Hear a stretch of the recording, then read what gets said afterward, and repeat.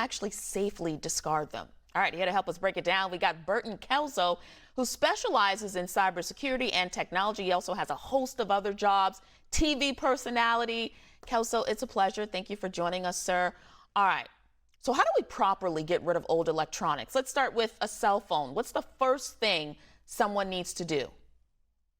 Well, the first thing that you need to do with your smartphone is to wipe it and reset it back to factory defaults. The problem with a lot of tech devices is that we have our whole lives on them. So if you were just to take it to a recycling center, it's a good possibility that a cyber criminal can get a hold of your device and steal all the information off of it. You've got access to your bank, your email, anything that could cause identity theft. So you want to make sure that you wipe those devices. You take them to the best way to do that is just get back to factory defaults. All right, and that's fairly simple, right, Burton? It is. It is. All you need to do if you have an iPhone or an Android device, you just need to go into settings. And once you get in the settings, there is a reset option that will allow you to completely wipe your device and take it back to factory defaults. All right, now some folks may not know, but cell phones are considered hazardous like waste, right? It's a bad idea for the most part to just throw it in the trash, right? Tell us why.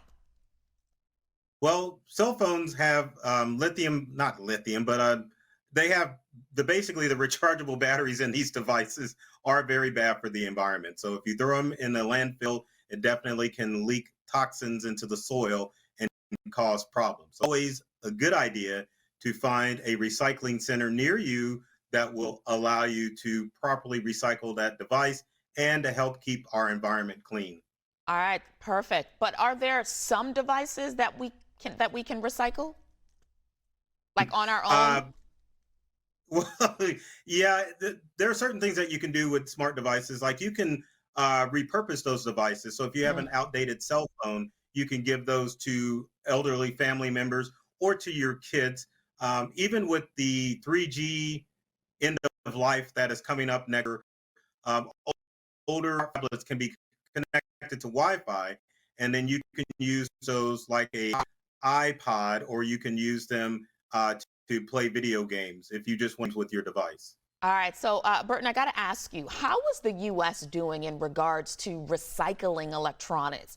How would you grade them?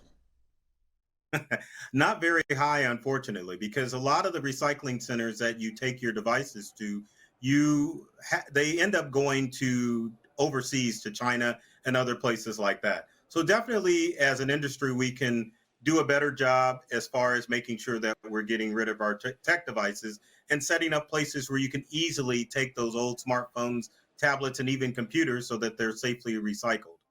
All right, let's talk about like big electronics, like TVs, right?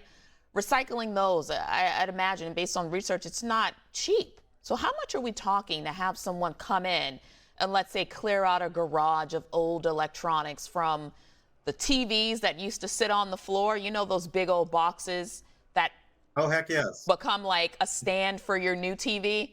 How much would it cost for someone to Right. come and take that away?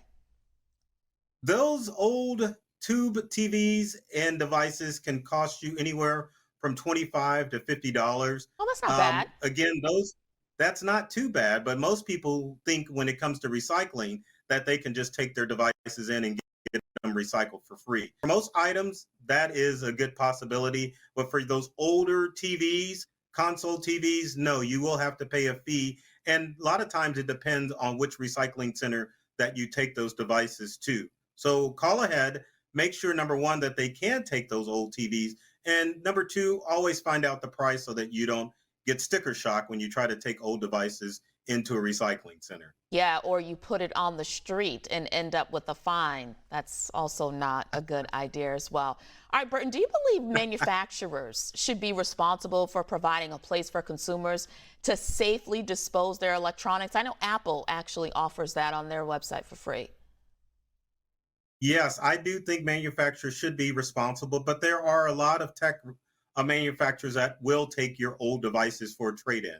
As you mentioned, Apple is one of those companies.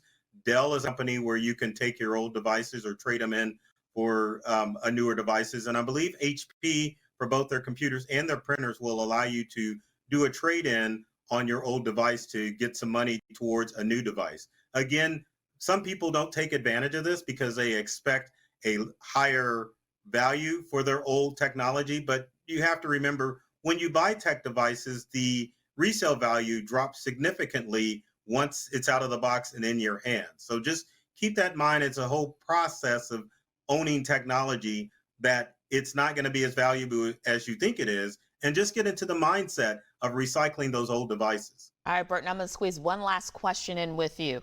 Saving passwords, right? You know you have to make them secure, so you're creating these long passwords, but then you're also forgetting them. What's a good place where we can safely secure these passwords so not only that we don't forget, but we have access to it to keep it out of the hands of the wrong person?